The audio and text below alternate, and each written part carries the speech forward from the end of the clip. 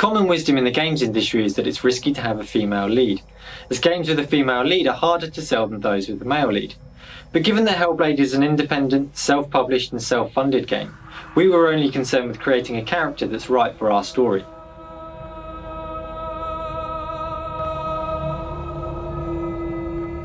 Several months ago I came across an article about a Celtic goddess that had just been discovered. They found a 1600-year-old shrine with various offerings inside, some of which read something like, "To the goddess Senua, we willingly fulfilled our vow." I loved the name Senua and I loved the mystery behind it. We would never know who she was, what her story was, but that's what sparked the idea.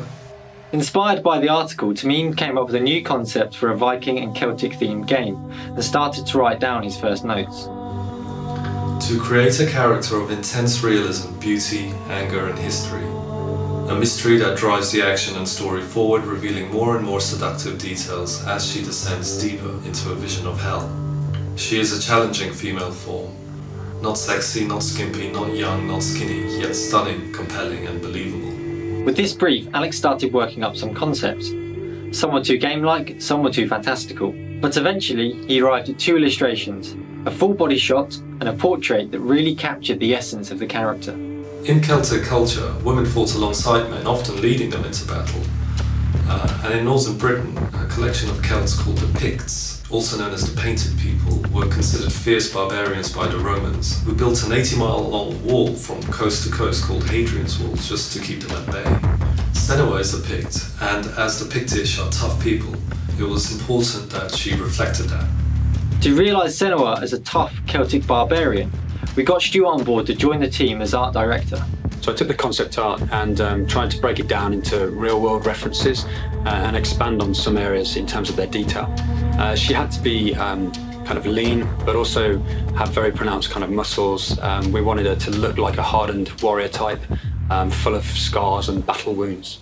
From here, Claire took it and the brief was to do kind of a 3D concept. Quite quickly just stuck it in ZBrush and sculpt something up that we can iterate on quickly and move around and really get a feel for the character.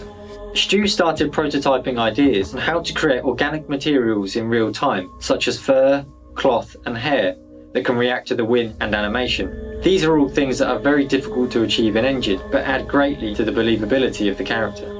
Both Craig and Stu also tried out a new face scanning method using a member of the team. This was to create a more realistic looking character for the release of our Hellblade teaser trailer. I used a process called photogrammetry to record Melina. Essentially we take a lot of photographs from different angles and then reconstruct them to create a 3D model and a texture map. So I scanned in her pores and her wrinkles in 3D, and this gave us a really nice interaction with the lighting and made her skin feel much more lifelike and natural. Scanning a real world face and using it directly in the game can lead to the uncanny valley effect, where a face doesn't feel natural or believable in the context of the CG world. But it did give Stu an excellent base from which to sculpt Senua's unique face. There are a lot of elements that make her feel believable, such as creating a good skin shader, reflections in the eye, so individually modelled eyelashes, sweat, mud, scars, cracks in the makeup and how it interacts with her skin. It's all about telling her story visually.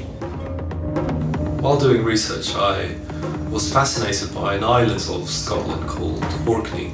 It's a place of deep, deep mystery, but importantly, it's a place where the Vikings had invaded, and it is thought that they wiped out the native Pictish Celts that lived there. So I imagine Senua, fierce and battle-worn, fighting for survival against what must have seemed like a hellish race of giant Norsemen.